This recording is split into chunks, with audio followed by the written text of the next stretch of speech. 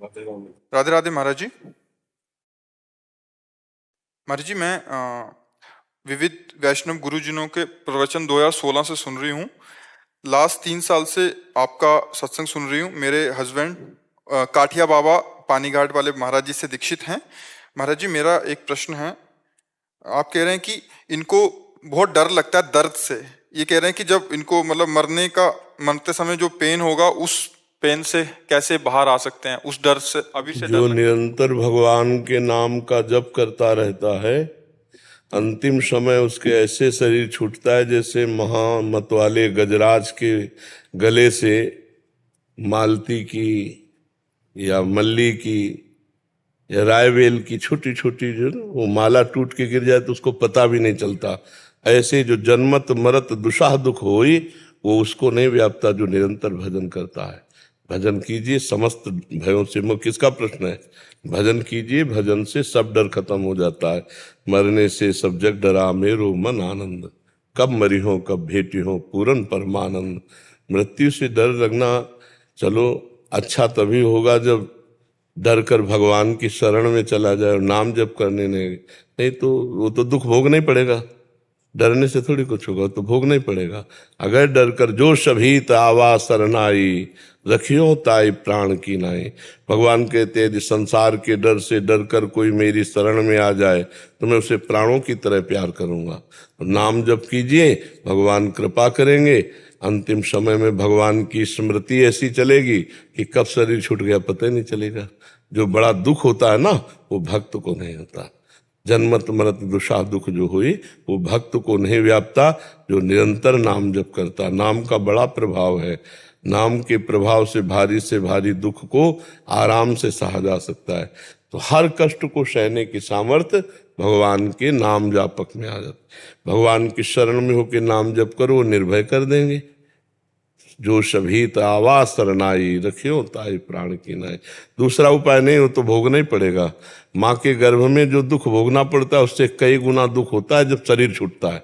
भयानक पीड़ा होती है, असहनीय। वो तो वही जानता है जिसका शरीर छूटता है। तो उस समय के लिए भजन किया जा रहा है कि भगवान हमारा मंगल कर दें, हम भगवान को प्राप्त हो जाएं, बार बार जन्म मरण के चक्र में ना आना पड़े। इसीलिए नाम जप करके वो हर कष्ट सहते हैं, अपने नाम जप का प्रयोग नहीं करते। जैसे बड़े बड़े संत महात्माओं को देखो, बड़ा कष्ट रहता है और भजन करते हैं तो वो दूसरों के कष्ट हटा सकते हैं, लेकिन अपने कष्ट क्यों नहीं हटाते? अगर उनमें सामर्थ्य क्यों नहीं हटाते? क्योंकि उस सामर्थ्य का प्रयोग वो भगवत प्राप्ति के लिए करते हैं। स्वयं कष्ट सह लेते हैं और भगवान को प्राप्त हो जाते हैं, जन्म मरण के चक्र से मुक्त हो जाते हैं। इसलिए खूब नाम जप करो। नाम जप ही समस्त दुखों से भयों से आपको बचा सकता है। महाराज जी, इनका एक और है कि ब्रह्म स्थिति बहुत बार सुना है कि उसको वर्णन नहीं किया जा सकता, बट जो स्थिति को प्राप्त हैं वो कितना समय इस स्थूल शरीर में रहते हैं? जितने समय का प्रारब्ध है। अब मान लो 40 वर्ष का प्रारब्ध, तो 40 वर्ष उनको जिंदा रहना है। 5 मिनट खाए तो 5 मिनट रहेंगे। जितने समय तक का प्रारब्ध है उनको उस समय तक शरीर उनका चलेगा। प्रारब्ध के अनुसार फिर शरीर प्रारब्ध से क्षय को प्राप्त हो जाएगा। वो ब्रह्म बोध तो पहले ही हो चुके थे, वो भगवत प्राप्त तो पहले ही हो चुके थे। बस शरीर छूटा, अपने स्वरूप में तो थे ही, उनको कहीं आना जाना तो है नहीं। पर वो स्थिति जब तक प्राप्त नहीं होगी तब तक उस स्थिति को समझा थोड़ी जा सकता है।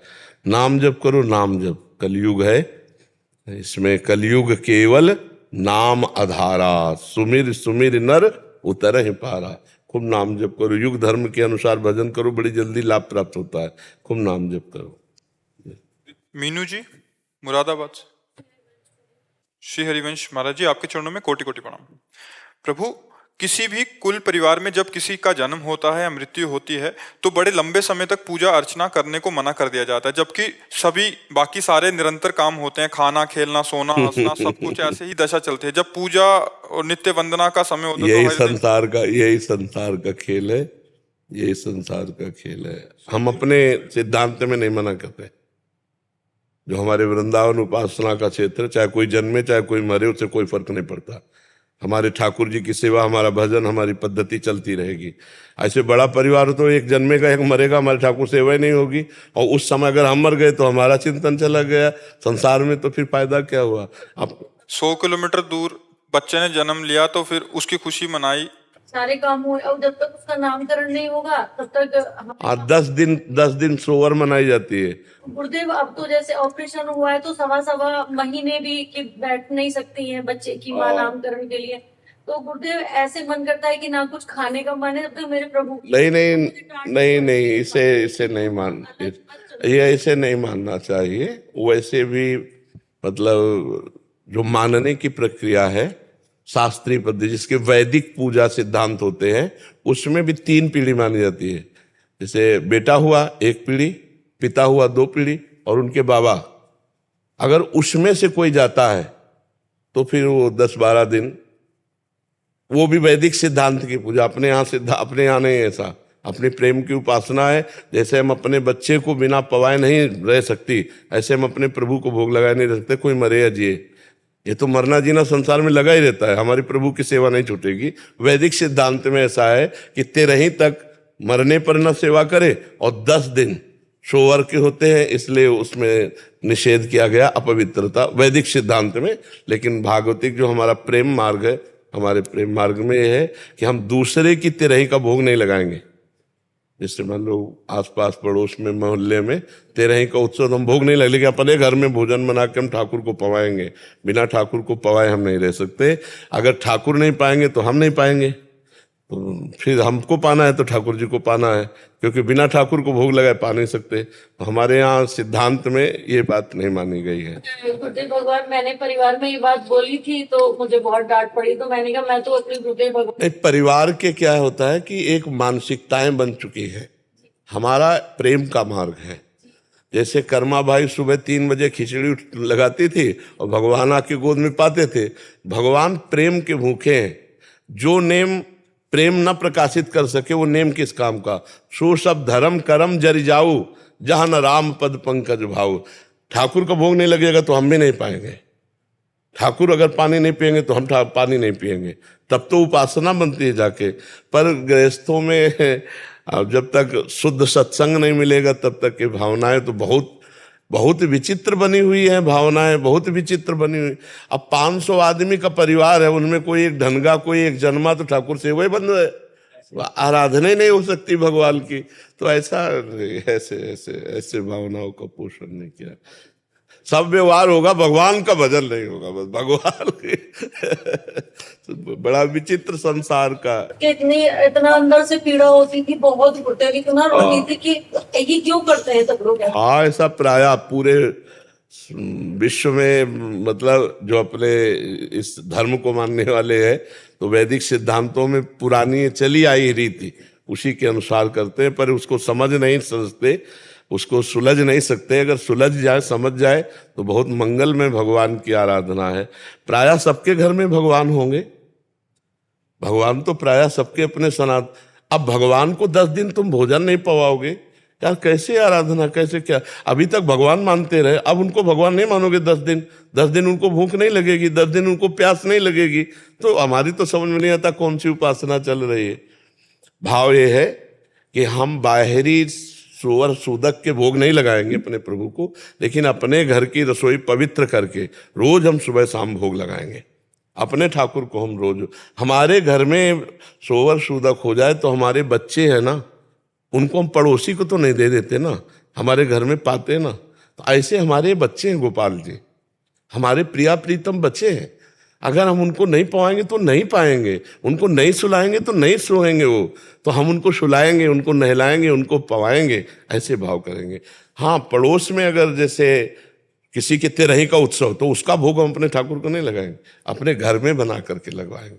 बात समझ रहे हो ना, पवित्र भोज। अब जो घर परिवार में पुरानी बहुत सी ऐसी रीतियां चली आ रही हैं कि जिनके आगे मतलब सबको नतमस्तक होना पड़ता है। पुरानी रीतियां गांव घरों में ऐसी चली आ रही कि वो नहीं समझना चाहते, क्योंकि इतना विकास ज्ञान का नहीं हुआ है, वो नहीं समझना चाहते। वो खुद मनमानी सब खाएंगे, पिएंगे, हंसेंगे, खेलेंगे, कूदेंगे, भगवान की बात को मना कर देंगे। पाठ नहीं होगा, सेवा नहीं होगी, पर्दा लग जाएगा, या किसी पड़ोसी को ठाकुर जी दे देंगे। भला अपने बच्चे को पड़ोसी कैसे पालन करेगा? हमारा बच्चा है, हम जैसे प्यार से उसे दुलार करेंगे, पड़ोसी थोड़ी करेगा। ऐसे हम ठाकुर को जैसा, आप मान लो गोपाल जी को जिस भाव से देख रहे हैं, दुलार कर रहे हैं, दूसरा थोड़ी देखेगा। आपका प्यार, आपका दुलार ठाकुर जी के प्रति जो, वही तो भोग पाते हैं। वैसे तो विश्व को पवाने वाले हैं, उनको क्या पाने की जरूरत है? पर जब आपने भाव किया कि मेरे गोपाल जी, तो उनको भूख लगी आई, उनको प्यास लगी आई। अब मेरे गोपाल जी को भूख लगी और उनको हम पवाए ना, उनको हम बंद कर दे अलमारी में या पड़ोसी को दे दे, हम बढ़िया पावे, तो ऐसा गले के नीचे तो प्रेमी के जाएगा नहीं, भगत के नीचे, गले के नीचे ले जाएगा। अभक्त है वो बात अलग है, प्रेमी जन तो खा ही नहीं सकते। मेरे प्रभु को भोग नहीं लगा तो मैं कैसे पा सकता हूँ जी। बोले है जो आत्ता जो चित्रकेतु जो पुत्रों को बुलाया, तो आत्ता से बोला ना, जो हम तो आपका बहुत बार बाप बना है, लड़का बना है, ये बना है, बहुत बना है। तो हम लोग जो ये जो मोहल्ला के टाइम जो हम जो तर्पण करते हैं, बोलता है कि हम अपना पितरों को देते हैं, वो हम तो किसको देते हैं बाप? आर्यमा, भगवान का एक आर्यमा नाम पितर है। तो जब हम किसी भी पितर को देते हैं तो भगवान को प्राप्त होता है। हाँ, और भगवान ही सब जीवों को जहां जाना, मान लो जैसे जीव आपका जो कोई रिश्ते नाते या कोई भी संबंधी है, अब वो दूसरी जगह जन्म ले लिया है और आपने उसके नाम का पितृ तर्पण किया, तो पितरों के स्वामी है आर्यमा, वो भगवान के स्वरूप है। तत्काल वो पिंड उनको मिलेगा और उसका पुण्य उस जीव के पास पहुंच जाएगा। तो जैसे वो कहीं बालक बना है तो अब उसके लिए सुख सुविधाएं बढ़ने लगेंगी, उसको मिलने लगेगा। समझ रहे ना? राजीव जी जयपुर से। श्री हरिवंश। श्री हरिवंश महाराज जी, गुरुदेव आपके चरणों में कोटि कोटि प्रणाम। गुरु जी, हमारे और परमात्मा के बीच में जड़ता के संबंध का पर्दा है। ये संबंध झूठा है, फिर भी इस संबंध को छोड़ने में बहुत कठिनता है। इस संबंध को छोड़ने के लिए साधक को किस अभ्यास की आवश्यकता होती है? देखो, स्वीकृति से बंधे हो और स्वीकृति से ही छूटोगे। जैसे आप किसी पेड़ को पकड़ लें, अब बोले कोई उपाय बताइए इसके छोड़ने का, कोई साधन बताइए। आपने स्वयं पकड़ा है, आप स्वयं स्वीकृति से उसे छोड़ेंगे।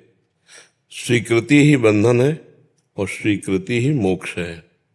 शरीर को मैं मानकर भोगों के प्रति सुख बुद्धि, मैं भोगता है स्वीकृति, यही बंधन है।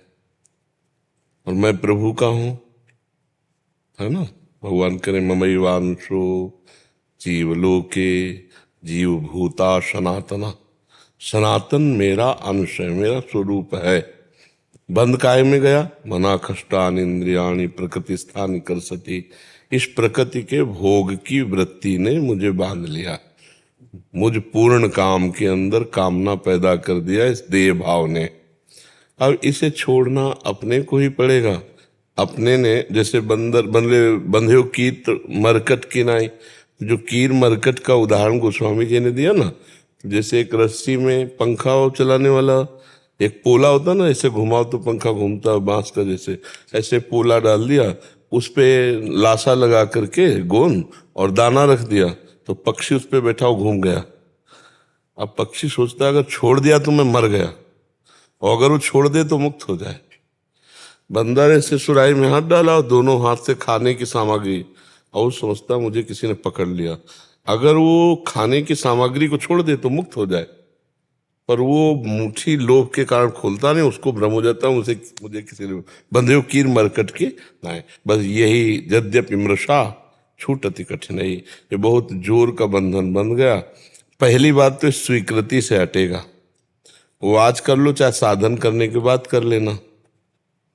हम प्रभु के हैं, जब तक ये स्वीकृति आपके अंदर नहीं बैठेगी तब तक जितने भी साधन है वो समर्थ नहीं हो पाएंगे इस मृषा से हटाने की। इसलिए गोस्वामी तुलसीदास जी ने कहा, बिगड़ी जन्म अनेक की अब ही सुधरे आज, आज अभी सुधर जाएगी।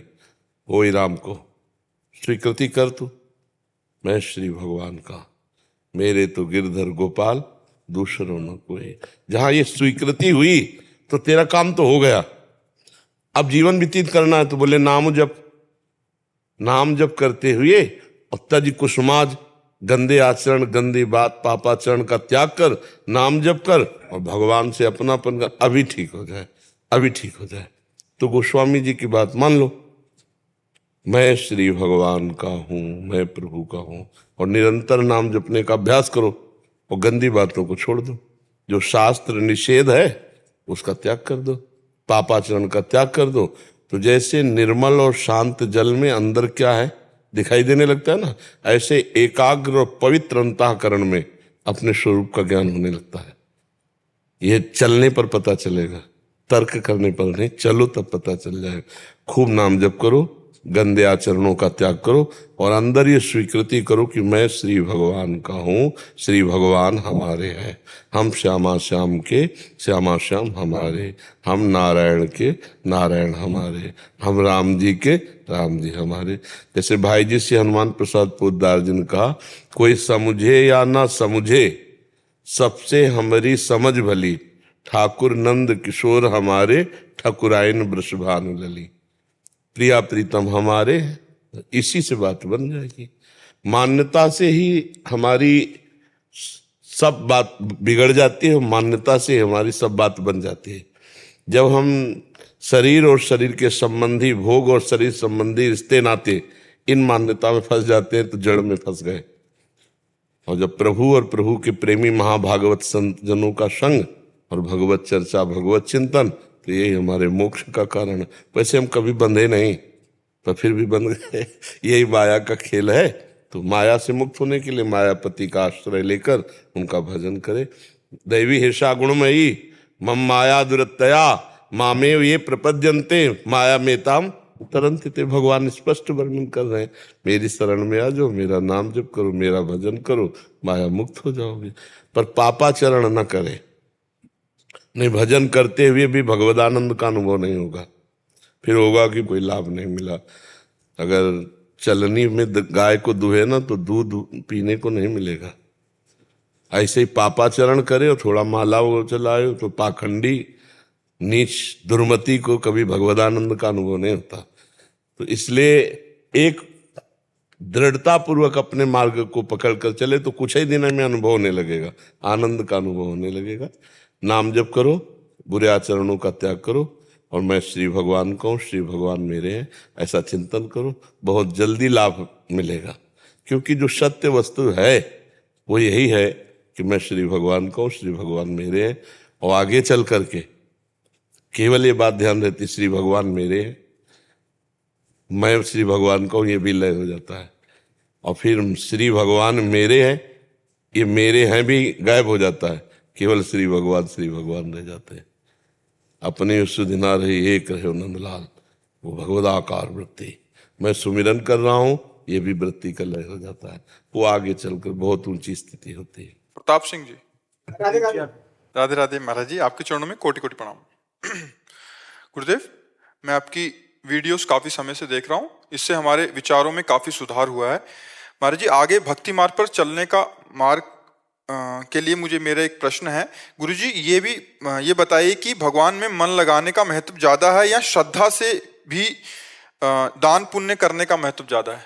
जो दान पुण्य है ना, ये शुभ कर्म है और एक झटके में नष्ट हो जाता है। लेकिन राम राम जो कहोगे ना, यह अविनाशी है, त्रिकाल में नष्ट नहीं होगा। समझ में आ गई? शुभ कर्म, मान लो आपने बहुत दान किया, लाखों करोड़ों अरबों असंख्यों का, और एक भक्त की निंदा कर दी, तो किए सुकृत बहु जन्म के छिन्न में डारे खोए। एक जरा सा अपराध बन गया तो महाराज नृग को गिरगिट बनना पड़ा, और पुत्र के बहाने वैश्यागामी ने नारायण बुलाया तो परम पद को प्राप्त हुआ। नाम की समानता दान पुण्य नहीं कर सकते। एक आदमी नाम जप करे और एक आदमी दान पुण्य करे जिंदगी भर, तो पसंगा नहीं उसके बराबर जो नाम जप कर रहा है, क्योंकि दान पुण्य एक शुभ कर्म है और भगवान का नाम अविनाशी सच्चिदानंदमय है, वो त्रिकाल में कभी नष्ट नहीं होगा। अगर 99 बार नाम जप किया है और मर गए, तो अगर या भगवान की प्राप्ति नहीं हुई किसी कारणवश, तो 100 से शुरू होगा, 98 से नहीं शुरू होगा। वो तुम्हारा पूरा का पूरा नाम। और पुण्य, साधु अवज्ञा तुरंत भवानी, कर कल्याण अखिल के हानि। किसी साधु की निंदा, किसी साधु का अपराध बन गए, एक क्षण में सारे जन्मों के सुकृत नष्ट हो गए। सुकृत नष्ट हो सकते, नाम नष्ट नहीं हो सकता। इसलिए नाम और सुकृत का कोई मेल जोल ही नहीं है। नाम जो है वो अविनाशी चिदानंद में है, सुकृत ये तो छोटे मोटे कर्म है और ये भस्म होने में देर नहीं लगती। सुकृतों के बल से राजा नहुष देवराज इंद्र बनते हैं और एक छोटी सी गलती हुई, अजगर की योनि को प्राप्त हो गए। शास्त्रों को पढ़ा है ना, सुना है ना ये। हाँ, सची के साथ गलत भाव करने की चेष्टा की तो अजगर की योनि को प्राप्त हो गए। और भगवान का भजन करने वाला बड़ा नीच से नीच भी जो राम राम नहीं कह पाता वो ब्रह्म ऋषि हो जाता है। नहीं, भगवान के नाम की समानता त्रिभुवन में किसी भी सत कार्यों से नहीं जोड़ा जा सकता। और तो बात जाने दो, ये शुभ आदि तो माया जनित कार्य है। शुभ का फल बस स्वर्ग आदि लोगों को भोग लेना है। भगवत तत्व की तरफ वही बढ़ता है जो शुभ अशुभ दुर्ग विध्वंस बल तब जयति जयति जग उच्चरे। शुभ अशुभ दोनों का विनाश करने वाला सच्चिदानंद मार्ग में बढ़ता है। शुभ तो बहुत छोटी चीज है, सोच पाए आप। प्रदीप शर्मा जी। श्री हरिवंश जी। राधे राधे महाराज जी। गुरुदेव आपके चरणों में कोटि कोटि नमन। महाराज जी, हरि और हर में भेद करने वाला नरकगामी होता है। शिव द्रोही मम दास कहावा, सो नर सपने हूँ मोहि न पावा। शंकर विमुख भक्ति चह मोरी, सो नर कहीं मूड मति थोरी। गुरुजी, साधक शिव जी को भी जल चढ़ाता है, भगवान कृष्ण का भी पूजा करता है, लेकिन मन राम नाम में ही लगता है। गुरुजी, कहीं साधक को शिव जी से द्रोह का पाप तो नहीं लग रहा? कैसा मतलब? पूजा तो सबकी होती है लेकिन मन राम नाम में ही लगता है। यही शिव जी के भजन का, शिव जी की आराधना का फल है। जा पर कृपा न करही पुरारी, सो न पाव मुनि भगति हमारी।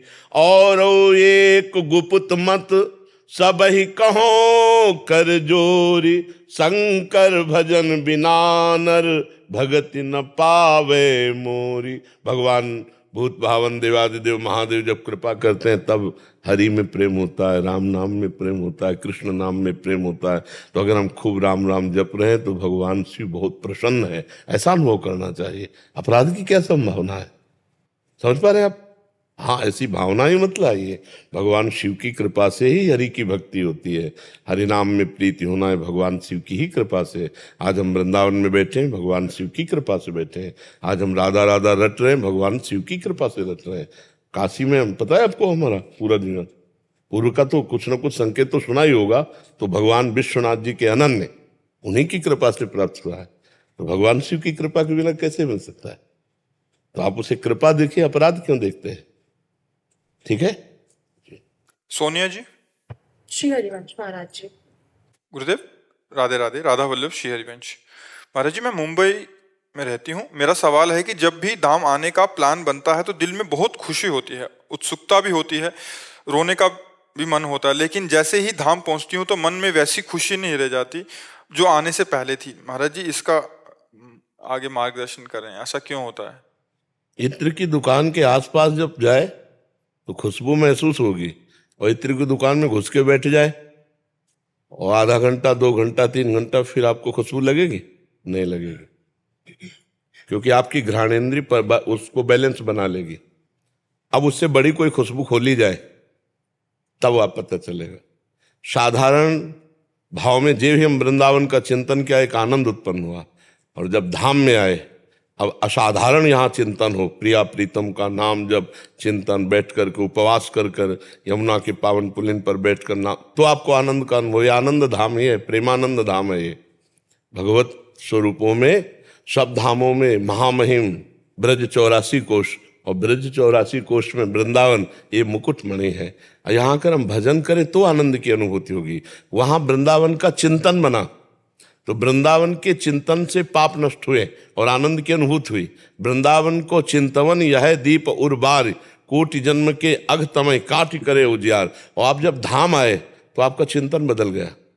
अब आपका गाढ़ चिंतन प्रिया प्रीतम का होना चाहिए, तो अभी देखो आनंद का अनुभव होगा। यहाँ प्रतिक्षण नवीन नवीन आनंद, इतने वर्ष हो गए, नवीन नवीन आनंद प्रतिपल। अब उस आनंद की कैसे, वाणी में शब्द नहीं है कि उसको, ताकत नहीं कि उसको व्यक्त कर सके।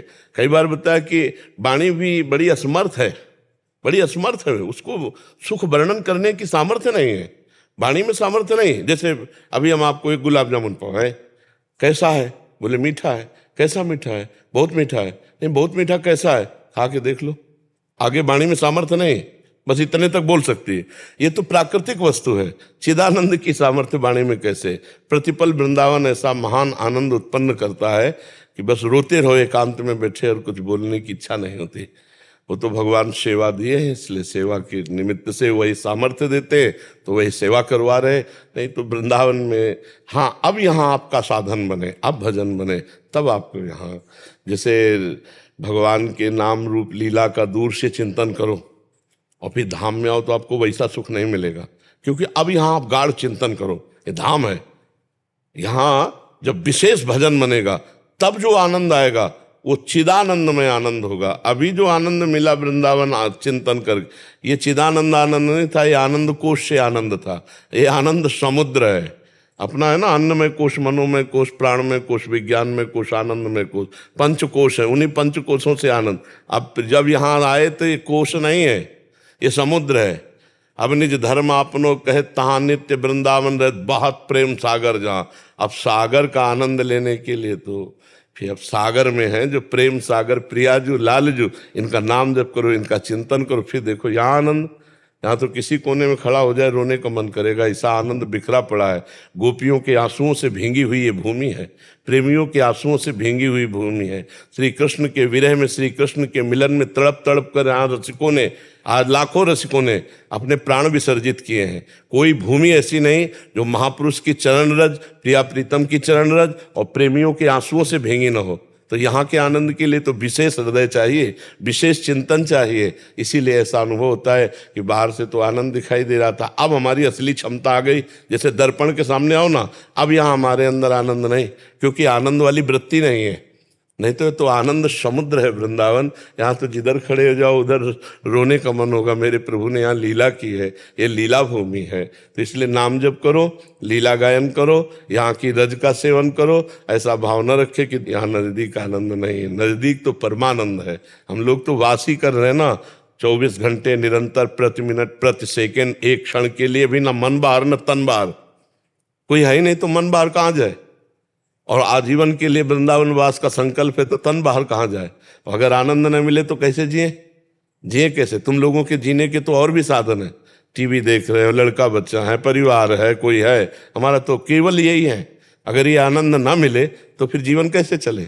आप विचार करके देखो, केवल खान पान थोड़ी सुविधा होती है, मन के और भी मांगे होती हैं। सब मांगों को मिटाकर सच्चिदानंद प्रभु में लगाना, तभी तो आनंद का अनुभव होगा। आचार्य विष्णुदत्त तिवारी जी। राधे राधे गुरुदेव। गुरु जी, आपके चरणों में सादर प्रणाम। महाराज जी, हम आचार्यों के कल्याण इहलोक और परलोक का मार्ग प्रशस्त करें। सांसारिक जीवन निर्वाह के लिए अधिक समय यजमान के लिए मांगलिक कार्यों तथा याज्ञिक कार्यों में निकल जाता है, जिससे अपने लिए नियमित आराधना नहीं हो पाती। नाम जप, दर्शन, दान आदि तो करता रहता हूँ। महाराज जी, मार्गदर्शन। हाँ, इसमें अध्ययन करना, अध्ययन कराना, यज्ञ करना, यज्ञ कराना, दान लेना, दान देना, षट कर्म ब्राह्मणों के शास्त्र में प्रसिद्ध है। तो स्वाध्याय परायण आप रहिए। जैसे श्रीमद् भागवत है, श्रीमद् भगवत गीता है, ये अपने लिए स्वाध्याय कीजिए। जो भगवत प्राप्ति करना चाहता है तो वेदो नित्य मधीयताम, संगा सत्सु विधीयताम, महावाक्यार्थस्य विचार्यताम, क्षुद्व्याधि चिकित्सताम, एकांते सुखमाश्यताम। ये 5 शब्द है। पहला है वेदो नित्य मधीयताम, शास्त्रों का नित्य स्वाध्याय अपने लिए करें, वो अपनी दिनचर्या होनी चाहिए। दूसरा है संगा सत्सु विधीयताम, अपने कल्याण के लिए भगवत प्रेमी महात्मा संतों का नित्य संग करें। अब नित्य नहीं पहुंच पाते तो मोबाइल से सत्संग कर लीजिए, बड़ी सुविधा है कि आज क्या एकांतिक में हुआ, क्या सत्संग में हुआ, आप मोबाइल से सुन सकते हैं। संगा सत्सु विधीयताम। फिर महावाक्यार्थस्य विचारिताम, महापुरुषों ने जो शब्द चयन किए, जो जीवन में अनुभव किया, हम उनके वचनों को बहुत विचार पूर्वक सुने और उसका मनन करें। और एकांते सुखमास्यताम, एकांत में बैठ करके हम परमात्मा का नाम जप करें, उनका ध्यान करें या अपने आत्मस्वरूप की प्राप्ति का चिंतन करें। और क्षुद्र व्याधि चिकित्सताम, क्षुधा रूपी व्याधि की चिकित्सा का उपाय करें। विरक्त भिक्षान्नम औषधम और गृहस्थ अपने कर्तव्य के अनुसार। तो अब जैसे 24 घंटे में हर समय आप जजमान के पास ही तो नहीं बने रहते, कोई भी कार्य हो 2-4 घंटे हो सकता है, 24 घंटे अपने पास है, 6 घंटे सोने के लिए रख ले, शेष कार्य करते हुए भगवान नाम जप कर रहे हैं। पर इस उपरोहित कर्म में बहुत सावधानी की जरूरत है, क्योंकि प्रलोभन धन का रख करके और जो धर्मानुष्ठान का संकल्प लिया गया उसको यदि पूरा ना किया गया, अब जजमान तो जानता नहीं ना, और आपने पाठ पूरा नहीं किया, संकल्प पूरा किया और पैसा ले लिया, संकल्प तो पूरा किया और उसका पैसा ले लिया और उसका पाठ पूरा नहीं किया, उसमें त्रुटि की, वो आपका अपराध माना जाएगा। जजमान जाने ना जाने, जितना हम संकल्प लेंगे उसके अनुसार हम करेंगे। और अर्थ जो है वो प्रधान नहीं है, धर्म प्रधान है। पुरुषार्थ में सबसे पहले धर्म, फिर है अर्थ, फिर काम की पूर्ति और फिर मोक्ष। तो हम धर्म की प्रधानता रखकर अर्थ को सीमा में रखें, हम अपने धर्म का पालन करेंगे, क्योंकि हमारा जजमान नहीं जानता कि कौन सा श्लोक कितना पाठ कहाँ कैसा, वो नहीं जानता। वो तो बोला पंडित जी कितने में हो जाएगा, मान लो पंडित जी ने कह दिया कि अमुक संख्या, संकल्प बुलवा लिया, अब पूरा भार पंडित जी पर है। अगर पंडित जी ने उतना पाठ नहीं किया, उतना जप नहीं किया जो संकल्प लिया, तो पंडित जी के पुण्य नष्ट होंगे। तो इसीलिए विश्वरूप जी को जब देवताओं ने गुरु रूप में वर्ण किया तो उनका, आप देवता लोग जब हमारे पास आए हो तो मैं आपको खाली भी नहीं जाने दूंगा, मैं आपके गुरु पद पर बैठूंगा।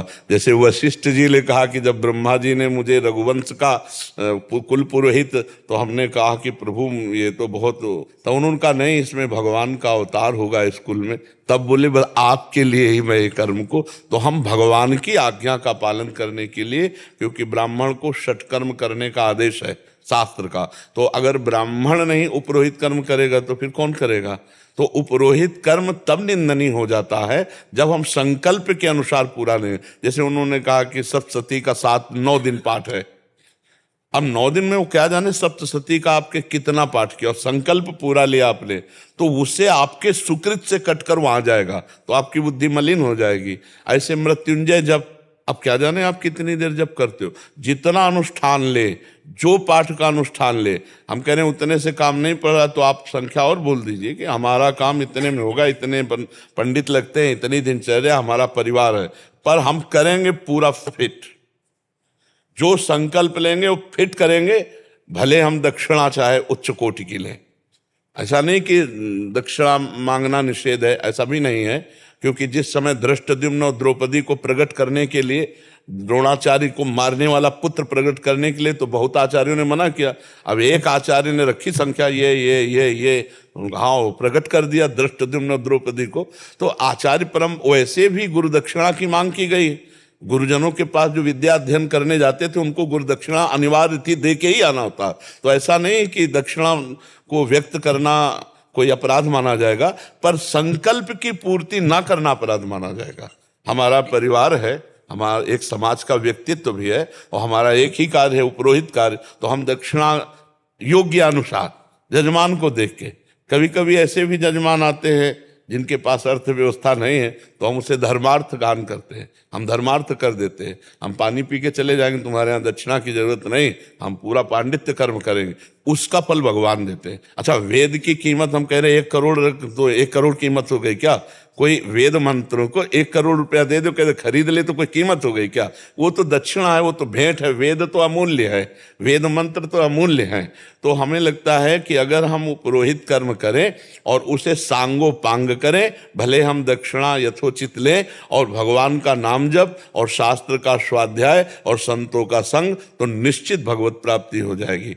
अब क्या होता है कि जैसे पांडित्य कर्म में सही संकल्प के अनुसार कर्मकांड ना हुआ तो बुद्धि मलिन होती चली जाती है, फिर वो व्यसन में, भोगों में केवल इसको एक धनोपार्जन का रास्ता बना लेते हैं, तो फिर उनका मार्ग अवरुद्ध हो जाता है। जैसे आचार्य हूं मैं, और मेरे सहायक आचार्य जो होते हैं, संकल्प कराने के बाद मैं तो पूजा पाठ आदि में, वेदियों की पूजा में हो जाता हूँ। पाठ तो सहायक आचार्य करते हैं, ऋत्विज। तो अगर वो अपना कार्य ना करे तो क्या आचार्य को ही इसका दंड भुगतना पड़ेगा? कर्ता प्रेरक अनुमोदन, तीनों को बराबर का हिस्सा मिलता है, सुकृत या दुष्कृत। तस्मात् शास्त्रम प्रमाणन्ते कार्याकार्यो व्यवस्थितो। तो आप प्रधान कर्ता आचार्य हैं, आप ऐसे ऋतुजों का वर्ण करें जो आपको पता है कि विश्वासघात नहीं करेंगे। ये विश्वासघात होगा, आपके साथ विश्वासघात होगा, क्योंकि प्रधान आचार्य ही। अब जैसे 20 आपके अनुयायी हैं, अब कोई बात बिगड़ती है तो 20 से बात नहीं की जाएगी, आपसे बात की जाएगी। प्रधान दोषी या प्रधान सम्मान का पात्र आप बनेंगे। जैसे सेना चूक करे तो राजा हारेगा, और सेना विजयी हो तो सेना की कोई जय नहीं बोलता, राजा की जय बोलता है। ऐसे प्रधान आचार्य प्रधान सम्मान या तिरस्कार का पात्र बनता है जब उसके ऋतुजों के द्वारा, उसके अनुयायियों के द्वारा गलत हो या सही हो, दोनों का परिणाम प्रधान। तो कर्ता, प्रेरक, अनुमोदन, वो आपके अनुमोदन में ही तो बैठे हैं ना, आप जैसा आदेश करेंगे। अब अगर आप आदेश ठीक कर रहे हैं और आप चेक भी कर रहे हैं और इसके बाद भी वो धोखा कर रहे हैं, तो फिर उनको भोगना है, फिर ये देखना है। जैसे आपने कहा कि आपको इतना धनराशि देंगे, आप मृत्युंजय जप इतना करेंगे, अब वो धोखा कर रहे हैं, धनराशि ले रहे हैं, तो उनको भोगना पड़ेगा। आप अपना स्पष्ट निर्णय रख दे सामने कि आपका इतना जप है, अगर वो आप जप नहीं करते तो उसके जिम्मेवार आप होंगे, तो फिर इसमें बच जाएंगे। नहीं तो ये भगवत प्राप्ति के लिए मनुष्य जन्म मिला है। अगर हम केवल वैदिक सिद्धांतों को धनोपार्जन के लिए ही प्रयोग करेंगे तो हमारी बुद्धि में मलिनता आ जाएगी। और ऐसे जो संध्या नहीं करते, जो भगवत नाम जप नहीं करते, जो शास्त्र स्वाध्याय नहीं करते, तो वो मान ही लेते हैं इसको केवल व्यापार, वो मान ही लेते हैं व्यापार। विद्या विनयम ददाति, ले जाओ ले जाओ। अब हमारे प्रारब्ध में जो होगा भगवान को देना होगा कि ब्राह्मण का जो परम धन है वो संतोष है, और ब्राह्मण का जो परम बल है वो क्षमा है। क्षमाशील और संतोषवान और विद्या संपन्न त्रिभुवन विजयी होता है। तपबल विप्र सदा परिहारा। आज भी अगर त्रिकाल संध्या करने वाला हो और शुद्ध यज्ञ पर धारण करके आज भी ऐसे, तो परम सत्य वैसे हो जाएगा जैसे ऋषि मुनियों के हिसाब से होता, वैसे बिल्कुल अक्षरशः अंतर नहीं।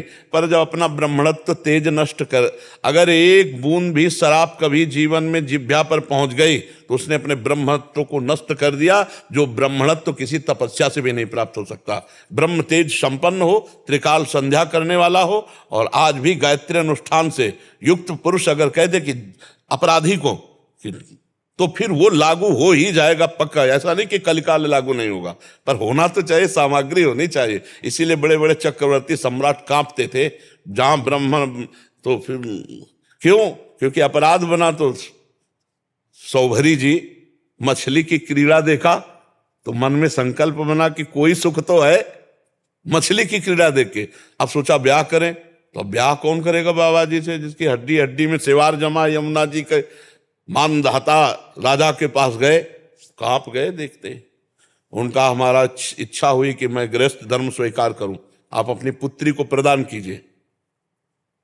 हम ना कह नहीं सकते, और हाँ कहने का मतलब खुदे दिखाई दे रहे हैं। एक लंगोटी, उसमें भी सेवार लगी हुई, क्योंकि यमुना जल में स्तंभित करके भजन करते थे, और शरीर से मछली किसी दुर्गंध आ रही थी जल में रहने से, तो कौन स्वीकार करे। तो उन्होंने बड़ी प्रवीणता से कि महाराज आप महल चले जाओ और जो राजकुमारी आपको स्वीकार करे आप वरण कर लो। वो समझ गए सौभरी जी ने, तप के द्वारा ईसा रूप 50 कुमारी थी, 50 तैयार हुई, 50 से ब्याह। तो एक तप बल, वो पूर्व का महान तपस्वी है, तब वो भगवान के द्वारा ऐसा, और वो पूरे जगत मंगल के लिए रहता था। प्रायः देखा गया जो अर्थ अव्यवस्था पर धर्म की बड़ी प्रवीणता। 4 बजे सुबह से सब उठ करके अपने संध्या बंदन सब ऐसे उठ करके सब अपनी दिनचर्या को करो। तो एक दिनचर्या प्रधान, सुबह से शाम तक भागवत की कथा, रामायण की चर्चा, ये शाम के लालटेन जला, गांव में बिजली तो होती नहीं थी, सब ऐसे तप परायण तप। और कोई भी ऐसा नहीं जो एकादशी न रहे, पूरे गांव के। प्याज लहसुन नहीं कोई खाने, और ये गंदी बातें तो थी ही नहीं, मदिरा और ये सब। पर ये जरूर है, अपने धर्म का पालन करने वाले को भगवान की प्राप्ति, भगवान की कृपा निश्चित प्राप्त होती है। भगवान ने जिस जैसी व्यवस्था बना दी है उसके अनुसार चलने से परम शांति मिलती है। आजकल पवित्रता की रक्षा में बड़ी हानि हो रही। खान पान की पवित्रता, उठने बैठने की। अब प्रायः लोग 8-10 बजे तक सो के उठते हैं, संध्या कब करेंगे? 4 से 6 बजे जो ब्रह्म मुहूर्त का समय भगवत चिंतन का है, लोग 12-1 बजे तक जगते हैं और 8-9 बजे तक सोते हैं। कोई कोई तो बताए 10-10 बजे तक सोते हैं, 10-10 बजे दिन तक। अब क्या दिनचर्या, 10 बजे दिन तक तो भारी। अब 12 बजे जगे थे और 7 हैं तो 7 घंटा तो ड्यूटी हो गई, और 9:30 बजे तक अभी और है। मतलब वो जब जगेंगे तो हमारे 10-11 घंटा हो गए। तो ये दिनचर्या जो भागवतिक दिनचर्या है, देखो जैसे रात्रि में सब सोने में आनंद लेते ना, ऐसे भजनानंदी भजन का आनंद, सब शांत समय आनंद से जो भगवान का एक तार चिंतन होता है ना। अब जिनको भजन से प्रेम नहीं, अब 10 बजे जगेंगे तो क्या दिनचर्या करेंगे? तो आप लोग अपनी दिनचर्या में रहिए और अपने संग के जितने उनको गायत्री जप और संध्या जरूर करवाइए। बिना संध्या के बुद्धि पवित्र नहीं होती, बिना गायत्री जप के शास्त्रों का अर्थ समझ में नहीं आता है। और हमारा जीवन जितना पवित्र और शास्त्र संयम युक्त होगा ना, उतने जगत कल्याण हम कर सकेंगे, उतने हम जगत को सुख पहुंचा सकेंगे। देखो इतना बल था आचार्यों में कि जिस समय जन्मेजय ने सर्पेष्टि यज्ञ कराई तो बड़े बड़े सर्प आ गए, लेकिन तक्षक ले आया। तो जन्मेजय ने कहा जिसके लिए हमने करवाया वो सर्प तो आया ही नहीं। बोले वो नहीं आएगा। बोले क्यों? बोले देवराज इंद्र के पावे में वो लिपटा हुआ है, देवराज इंद्र के पावे में सिंहासन के, वो नहीं आएगा। तो बोले क्या ऐसा मंत्र नहीं कि मैं देवराज इंद्र के सिंहासन सहित तक्षक आ जाए? बोले आदेश करो आप। बोले हाँ ले, संकल्प ले। ऐसे पूरे देवराज इंद्र सहित सिंहासन नाचने लगा था, कूद के देवराज भगे। तो ये तो कहो आस्तिक ऋषि आ गए और उन्होंने वहीं रोक दिया और वही आहुति मांग ली। नहीं, देवराज इंद्र और सिंहासन सहित तक्षक स्वाहा। ऐसी मतलब मंत्र में इतनी बड़ी सामर्थ्य। मरुत जी की यज्ञ कराने के लिए वशिष्ठ जी का चयन हुआ था। तो जब देखा कि मरुत जी 100 यज्ञ कराने का संकल्प ले रहे हैं तो देवराज इंद्र घबरा गए, क्योंकि 100 यज्ञ करने वाला इंद्र के। हाँ, तो उन्होंने वशिष्ठ जी को अपना आचार्य वरण किया कि हम यज्ञ कराना चाहते हैं आप। तो वशिष्ठ जी ने कहा मान लो कि यद्यपि यजमान तो मरुत है, पर आप देवराज हैं, आपकी आज्ञा उल्लंघन नहीं कर सकते, और उन्होंने स्वीकार कर लिया। अब मरुत जी की यज्ञ, तब देवर्षि नारद जी ने बताया कि संवर्त ऋषि एक है जो बृहस्पति जी के भ्राता लगते हैं और अवधूत के रूप में काशी में रहते हैं। अगर वो आपका यज्ञ स्वीकार कर ले तो यज्ञ, तो संवर्त ऋषि की पहचान कैसे होगी? तो उनका थोड़ा मुर्दे को देखकर पवित्रता के लिए हटते हैं वो। तो आप काशी की गली में, उस बहुत सांकरी गली थी, अब तो बड़ा विस्तृत हो गया, जहां से विश्वनाथ जी के दर्शन, तो वहीं 100 रख दिया। तो एक अवधूत पागल से ऐसे वो जो ही आए सो समझ गए संवर्त ऋषि। देवर्षि नारद जी ने पहचान बताई थी। मरुत जी उनके पीछे भागे तो पेशाब फेंक दिए, थूक दिए और ईंट मारे, पर वो नहीं, चक्रवर्ती सम्राट महाराज मरुत वो पीछे ही चले। तो उन्होंने कहा क्या चाहते हो? उनका महाराज आप हमारे गुरु बने, पुरोहित पद पर विराजमान हो और मैं यज्ञ कराना चाहता। तो बोले किसने परिचय दिया? उनका देवर्षि नारद जी ने। तो उनका जिस समय मैं यज्ञ कराने बैठूंगा उस समय देवराज इंद्र खिलाफ हो जाएगा और तुमको हर तरह से प्रलोभन देगा, अगर मुझे हटा दिया तो हम तुम्हें भस्म कर देंगे, और अगर नहीं हटाया तो किसी की ताकत नहीं कि यज्ञ में विघ्न डाल दे। तो जिस समय हम जो बताना चाहते, जिस समय वो बैठे मंत्र का प्रभाव, तो अग्नि ही तो आहुतियां पहुंचाते हैं। तो अग्नि देवता है, बोले यज्ञ मत करो, मैं आहुतियां नहीं पहुंचाऊंगा, देवराज इंद्र ने मना किया है। तो उनका अगर आहुतियां नहीं पहुंचाओगे तो हम तुम्हें भस्म कर देंगे। मतलब मंत्र वेत्रा में इतनी सामर्थ्य कि सबको भस्म करने वाले अग्नि को भी भस्म करने की धमकी दी। महाभारत में पढ़ के देखो। हाँ, तो दैवाधीनम जगत सर्वे मंत्राधीनम देवता ते मंत्रा ब्राह्मणाधीना तस्मात ब्राह्मण भूसुरा। इसलिए ये बात समझ ली है, ये कोई खिलवाड़ नहीं, मंत्रों का बल बहुत बल होता है। अब उसका जागरण न करे तो फिर हानि हो सकती है। नहीं, आप अपने धर्म से चलिए और भगवान नाम जप कीजिए, तो इसी से भगवत प्राप्ति हो जाएगी। श्री हरिवंश महाराज जी, आपके चरणों में कोटि कोटि प्रणाम। महाराज जी, इनका प्रश्न है कि इन्होंने अपनी तरफ से सच्चे प्रेम किया, पति से छल कपट झूठ निंदा अपमान मिला, इसलिए बस अपनी 2 बच्चियों के प्रति कर्तव्य निभाते हुए लाडली जी के आश्रित हूँ, अलग रहती हूँ। श्री जी कृपा से एक नौकरी है जिससे श्री जी बच्चियों का पालन पोषण करते हैं। प्रश्न है कि प्रभु क्या सब छोड़कर बस श्री जी के आश्रित जीवन व्यतीत करना चाहिए या अर्जुन की तरह संविधान के मुताबिक अपने बच्चों के हक के लिए परिश्रम करना चाहिए। ऐसा लगता है यदि मैंने दूसरा मार्ग लिया तो मेरी श्री जी का आश्रय छूट जाए। नहीं नहीं, श्री जी का अंदर आश्रय रखे, बाहर व्यवहार में अपने कर्तव्य का भी पालन करे। ऐसा नहीं कि आश्रय लेके चुपचाप बैठ जाओ, कोई साधु महात्मा नहीं हो। गृहस्थ हो, गृहस्थ में बच्चों के अधिकारानुसार उसके पिता से उसकी संपत्ति उनको दिलाए, कानूनी कार्रवाई भी होती है ना। तो जब बच्चियां पैदा किया है तो अब कर्तव्य, मान लो आप अलग हो गए हैं पर आप उन बच्चों की माँ हैं और उन बच्चों का पिता वो है, तो वो संपत्ति का अधिकार रखती हैं बच्चियां। समय आने पर उनको उस अधिकार की प्राप्ति होगी तो वो भी सुखपूर्वक जीवन व्यतीत करेंगी।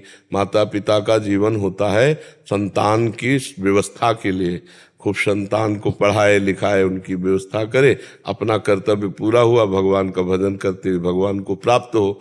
तो इसमें कोई बाबा जी थोड़ी है कि हम अब भगवान के सहारे बैठ गए। अंदर से भगवान का सहारा, बाहर से कर्तव्य है। गृहस्थी में कर्तव्य कर्म को देखना चाहिए अपने अधिकारानुसार। उसमें ऐसा नहीं कि अब जो होगा सो, फिर बच्चे हैं बच्चियां हैं, ये बात है। अब मान लो हम लोगों के पास आज ना आवे तो हम भूखे रहकर भी कीर्तन करेंगे, क्योंकि हम लोगों को यही ट्रेनिंग दी गई है, यही शिक्षा दी गई है। सहना है, भगवान जैसे रखे वैसे रखना है। लेकिन गृहस्थी में कर्तव्य कर्म है, उसमें अंदर से भगवान का सहारा है और बाहर से अपने कर्तव्य कर्म को करना है। अर्जुन जी कह रहे मैं भिक्षा मांग के खाऊंगा, भगवान कह रहे नहीं, युद्ध करो, तुम्हारे लिए युद्ध रूपी कर्तव्य है। तो अपने कर्तव्य का पालन करते हुए भगवान के भरोसे रहना चाहिए। अगर भगवान का भरोसा लेकर केवल ऐसे बैठ गए और अपने कर्तव्य का पालन नहीं किया तो आपने सही भगवान की आज्ञा को नहीं माना। भगवान अर्जुन से यही कह रहे हैं कि मामन स्मर युद्ध च, मेरा स्मरण करो और अपने कर्तव्य का पालन करो। गृहस्थ धर्म और विरक्त धर्म अलग अलग दो धर्म है। निवृत्ति मार्ग का अलग सिद्धांत है, प्रवृत्ति मार्ग का अलग सिद्धांत है। किसका प्रश्न है तो आप समझ पा रहे हैं? तो नहीं छूटने पा रहा हूँ। नहीं कह रहे अंदर से कहीं आश्रय ना छूट जाए इन सब करते। अंदर से आश्रय भगवान का रखिए, बाहर से प्रयत्न कीजिए। अर्जुन तो मार काट वाला उपदेश ग्रहण कर रहे हैं, सबकी गर्दनें उतारनी है, काटना है। आपको ऐसा कुछ लड़ना झगड़ना तो है नहीं। अगर बच्चे थोड़ा सयाने हो तो उनको उनके पिता के हक को दिला दीजिए, क्योंकि तभी उनका जीवन थोड़ा सुव्यवस्थित हो पाएगा। क्योंकि आपके पास इतनी सामर्थ्य तो दिखाई नहीं दे रही कि आप इतने सक्षम हो कि अपनी पुत्रियों को सब, तो उनके पिता के पास तो संपत्ति होगी ही ना। प्रभु मेरी नौकरी है, नौकरी के उससे पाल सकती हूँ बच्चों को, तो अच्छे पैसे मिलते हैं, तो फिर जरूरत नहीं है। फिर तो आप समर्थ हैं, आप अपने बच्चों को पढ़ा लिखा करके आप उनको फिर अच्छी नौकरी दिला सकते हैं। बस इसमें ये दिक्कत है प्रभु की नौकरी मेरी भी जिंदगी भर नहीं रही। एज अ मतलब मदर होने के नाते दोनों बच्चों को पालने के लिए मुझे उनको टाइम देना पड़ेगा, तो शायद मुझे अपनी नौकरी छोड़नी पड़े। हाँ, पर कुछ तो ऐसी संपत्ति तो एकत्रित कर ही लीजिए जिससे उनके बच्चों का भविष्य उज्जवल हो जाए। क्योंकि आजकल पढ़ाई लिखाई में बहुत पैसा लगता है और बच्चे में कोई भेद नहीं। बच्चे आप पढ़ लिख कर देखो, स्त्री ही तो हमारे देश की राष्ट्रपति है। देखो लड़कियां राइफल लिए हुए बॉर्डर पे खड़ी, किस बात में कम है पुरुष से? तो बच्चा बच्ची का भेद तो रखना नहीं चाहिए। दो बच्चियां मतलब दो पुत्र हैं, कोई उसमें भेद नहीं। पढ़ा लिखा करके उनको अच्छे वो अपने अनुकूल वर वर्ण कर ले और बढ़िया गृहस्थी में जीवन व्यतीत है। कोई बात शोक की बात नहीं। अगर आपके पास ऐसे देखो, समस्याएं कई तरह की होती है, बड़ा संकटपूर्ण जीवन है, कभी भी कुछ भी कहीं भी। अब वो तो संपत्ति अगर उनको पिता की सहयोगी तो और ज्यादा उनको सहयोग मिल जाए। अगर आपके पास ऐसी पर्याप्त संपत्ति है तो फिर कोई किसी से फिर क्या लड़ाई झगड़ा करने की जरूरत है। बच्चों को पढ़ा लिखा कर आप उनको उनकी योग्यता प्रदान कर सके, इतनी संपत्ति है आपके पास वर्तमान में। हाँ शायद कर सकती हूँ, कर लूंगी। हाँ, तो बस फिर हमें लगता है फिर अगर वो स्वेच्छा से दे दे तो दे दे, नहीं झगड़ा मत करो। क्योंकि राग द्वेष पूर्वक लड़ाई झगड़े से फिर बच्चों की भी जिंदगी में वही संस्कार भर जाएंगे। आप अपनी मेहनत से कमाई करके उनका पालन पोषण करो, जैसे आप हो तो ऐसे उत्तम नौकरियां बच्चियों को मिल जाए तो उनका जीवन सार्थक हो जाएगा और आपका माँ होना धन्य हो जाएगा। आपने जो कर्तव्य किया ना, भगवान देख रहे हैं ना कि आप कितना लड़ रही हैं, और लड़ करके आप अपने बच्चों को अपने जीवन के सुखों का त्याग करके, मतलब पति से विलग रहना, अपने जीवन को तपस्या में व्यतीत करना है। हर सुख सुविधा है लेकिन उन सुख सुविधाओं को अपने बच्चे के लिए समर्पित करना। धन्य है तुम्हारी जैसी माँ ने। आजकल तो ऐसी भी माँ हो गई कि अपने सुख के लिए अपने बच्चों के गले दबा दिए। कैसी माँ?